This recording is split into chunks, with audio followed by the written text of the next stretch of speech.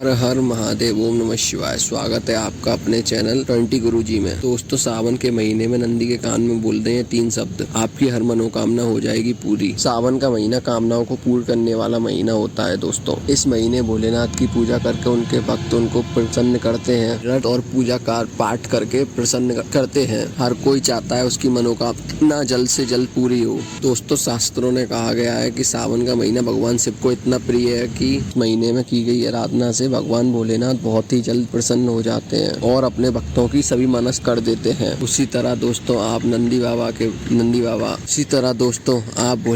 वहाँ नंदी बाबा की पूजा करते हैं तो आपकी हर मनोकामना तुरंत पूरी हो जाती है। पूजा करते समय अगर आप नंदी के कान में ये शब्द बोल देते हैं तो आपका कार्य पूरा होने से कोई नहीं रोक सका। दोस्तों, आप भी भोले बाबा और नंदी बाबा की कृपा पाना चाहते हैं तो वीडियो को लाइक कर दें, कमेंट में हर हर महादेव जरूर लिखें और चैनल को भी सब्सक्राइब कर दें। दोस्तों, भगवान शिव के सबसे प्रिय गणों में से एक है नंदी। नंदी कैलाश पर्वत के द्वारपाल भी हैं। आपने देखा होगा कि शिव मंदिर के बाहर नंदी जी कुछ दूरी पर विराजमान रहते हैं। कई लोग मंदिर जाते हैं तो नंदी के कानों में अपनी मनोकामना बोलते हैं। ऐसी मान्यता है कि नंदी के कानों में बोलने से आपकी हर मनोकामना पूरी हो जाती है। लेकिन कई लोग भगवान शिव की पूजा करके ही घर चले जाते हैं। लेकिन भगवान शिव के साथ नंदी की पूजा करना भी बहुत महत्वपूर्ण है। कथा शिव पुराण के अनुसार भगवान शंकर ने नंदी को वरदान दिया था, जहाँ उनका वास होगा वहाँ नंदी हमेशा विराजमान रहेंगे। इसलिए जब भी मंदिर जाएं कि शिवलिंग के बाद नंदी की पूजा जरूर करें। अगर आप सीधे शिव जी की पूजा करके मंदिर से बाहर निकल जाते हैं, शिवलिंग की पूजा का पूरा पुण्य नहीं मिलेगा। तो शिव मंदिर में पूजा पाठ करने के बाद वहाँ पर विराजित नंदी जी महाराज की पूजा करने के बाद और उनके कान में अपनी मनोकामना कहते हैं। तो माना जाता है कि शिव जी हमेशा अपनी तपस्या में लीन रहते हैं, इसलिए नंदी जी महाराज वहाँ पर विराजमान रहते हैं, जिससे कि भोले बाबा की तपस्या में कोई बिगड़ न डाल सके। ऐसे में जो भी वक्त अपनी मनोकामना भोले बाबा से कहना चाहते हैं ऐसे और उस नंदी के कान में कहते हैं, जिससे वो भगवान के शिव तक भी पहुंच जाती है। इसलिए नंदी के कान में पर कहने की परंपरा सदियों से चली आ रही है। एक अन्य मान्यता के अनुसार भगवान शिव ने स्वयं नंदी को वरदान दिया था कि जो भी उनके कान में आकर कुछ भी बोलेगा उसकी सभी मनोकामना पूरी हो जाएंगी।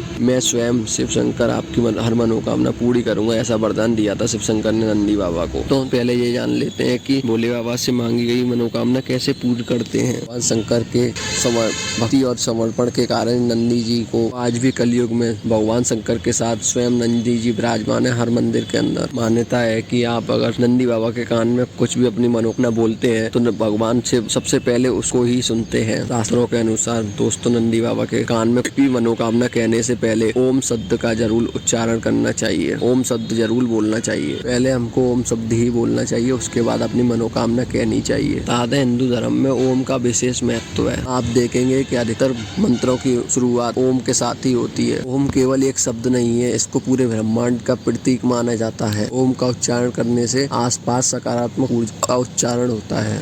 ये शब्द सभी देवी देवताओं का संयुक्त रूप है। इस शब्द में इतनी ताकत है कि इसे मात्र बोलने से ही आपका समस्त जीवन पाप नष्ट, आप बिल्कुल सब कुछ शुद्ध हो जाते हैं। ये शब्द में इतनी ताकत है कि आपको बोलकर ही जन्मों जन्मों के आपके दुख कष्ट कलेश इसका जप करने से ही आपका सब दूर हो जाता है। इतनी ओम शब्द में ताकत बताई गई है। दोस्तों, अपनी मनोकामना पूरी करने के लिए सावन आपको कुछ नियम और भी ध्यान रखने चाहिए। कुछ शिव मंदिर में शाम को दीप दान जरूर करना चाहिए। ये शिवलिंग का प्रण ले लीजिए कि मैं पूरे सावन भर भोलेनाथ की शिवलिंग को जरूर देखूंगा, दर्शन करूंगा।